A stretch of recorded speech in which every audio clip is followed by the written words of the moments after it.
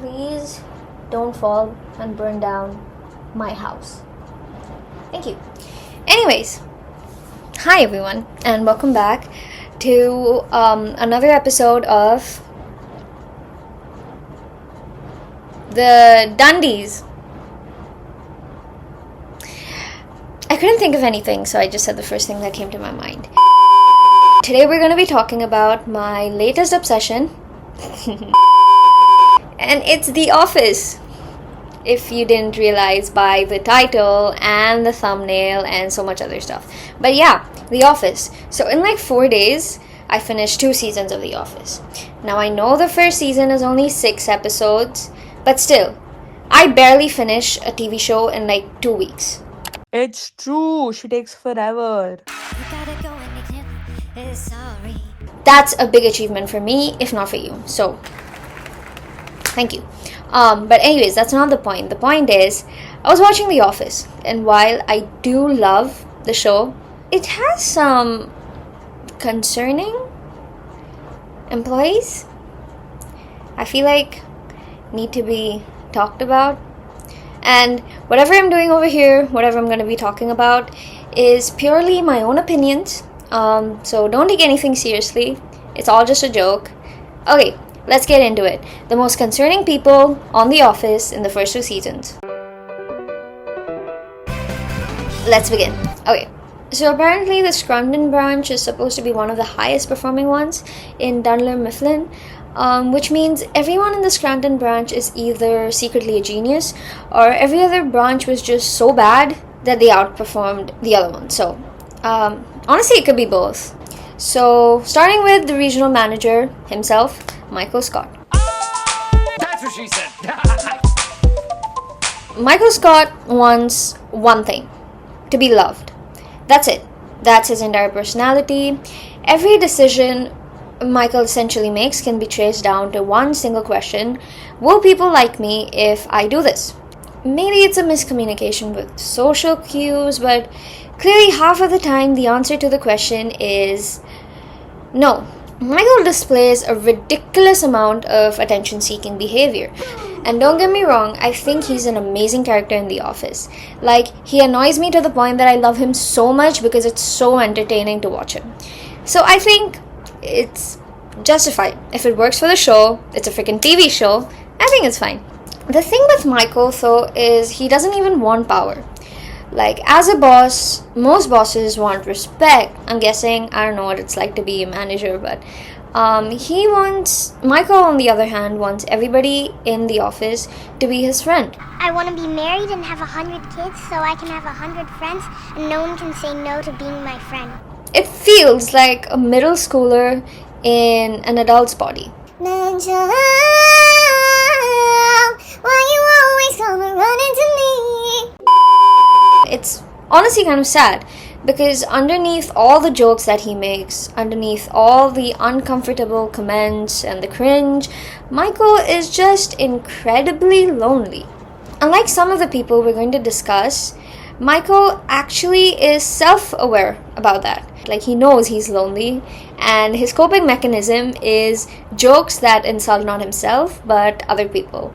Oscar, you're gay. Wow.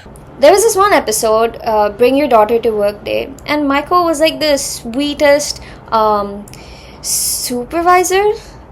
What's the word? Babysitter. Little kid lover. To the HR person's daughter. I don't know, his name's probably like Alex or Adam or something. It's too generic for me to remember. So while Michael has a lot of traits associated with attention-seeking behavior, I honestly think his biggest issue is that he desperately just wants somebody to connect with and have a genuine relationship with. And he has absolutely no idea how to get that.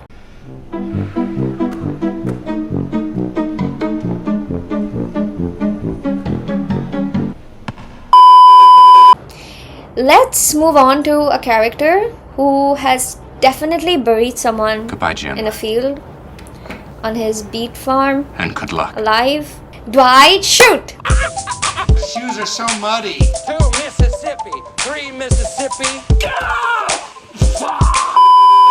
Dwight Schrute treats every situation literally like he's the general of an army. The troops are charging towards him and he has to protect a medieval fortress.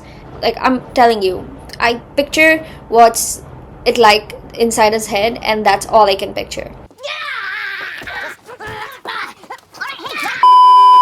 He loves his rules.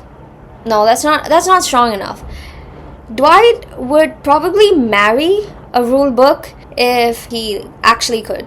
Dwight has a thing where he believes the way he does things is genuinely the correct way.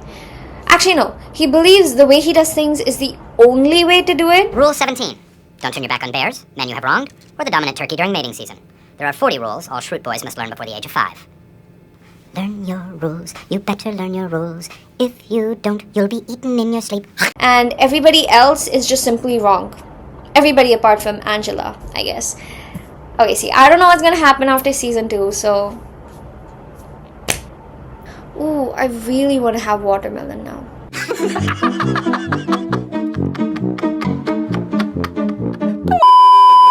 Anyways, since we're talking about Dwight, of course we have to talk about Angela. Angry at me for believing you could do something not stupid. I'm just preparing. No, orange is whorish. Her role in this series is acting like she's morally superior than everyone else because she has very strict perspectives about how people should act, and you can't mess with her on that. Going back to bring your daughter to work day, again, she mentions it to Dwight, like about her father and him being a very strict disciplinarian and how she would never act out against him, and that kind of explains everything. And I think because both Angela and Dwight have such intense obsessions around somewhat similar things, I think that's why they work pretty well. And if anything, I'd say they're one of like the best couples that I've seen so far on the TV show. I asked Dwight Schrute to feed her once, and she is now deceased. Now that we talked about Angela, let's talk about someone who's the complete opposite of Angela. And while the actress Mindy Kaling is amazing, Kelly Kapoor is probably the most exhausting human being ever written in the history of sitcoms. To be fair, I haven't watched that many sitcoms, but still. This day is bananas. B-A-N-A-N-A-S. I have a boyfriend. All right. Please, Jim, please, Jim, please. I genuinely think if I was stuck in an elevator with her, like my watch would register it as a cardio workout. My heart would be thumping in there. It'd be beating so fast because I'd feel so claustrophobic. I feel so weak. Kelly doesn't walk into conversation. It's like she's like thrown in, and then there's a timer ticking, and then out of nowhere it just goes like detonating. Everything is dramatic. Everything is emotional. Everything is the most important thing that has ever happened in the world. And somehow Ryan, legit the most nonchalant person in the office, is involved. Kelly's entire existence revolves around attention. And while Michael has attention-seeking behavior, he just desperately wants to be loved. But no, for Kelly, she wants attention. She loves it. She's also in love and obsessed with Ryan. Thanks.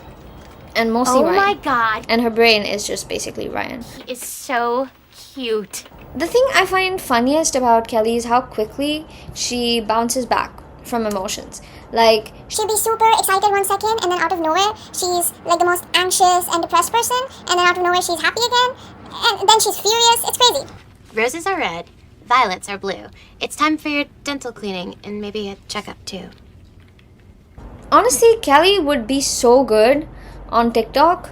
Or like a reality TV show like Love Island and all that shit. She'd be so fun to watch on that. Just because all the drama either revolves around her, she knows about it, or is caused by her. I think something a little fishy is going on. A little fishy. Boy, have you lost your mind, because I'll help you find it. Because I'm pregnant. So as we approach the end of this video, what have you and I learned? Number 1. Michael desperately wants to be loved. And while this is linked to attention-seeking behavior, the root of it is that he just doesn't want to be lonely anymore. He just wants someone. If I would put a name to it, histrionic personality disorder. I wouldn't diagnose him with it because I have no degree or qualification to, but I just say I see some kind of similarities. You're making it worse.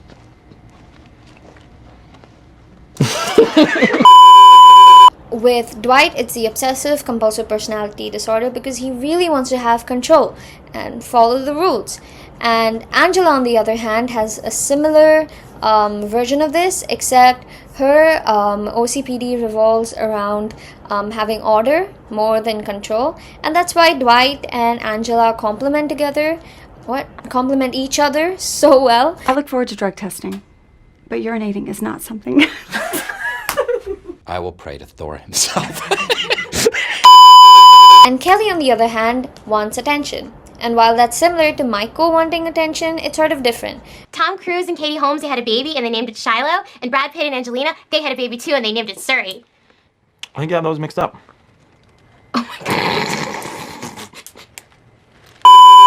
And somehow all of these people work in the same space, they coexist in the same office every single day for 9 years without anybody getting arrested or anybody blowing up the... Actually, no, wait. Ryan started the fire! It was always burned, everybody was turned. The real mystery is how the documentary crew is not traumatized and is okay.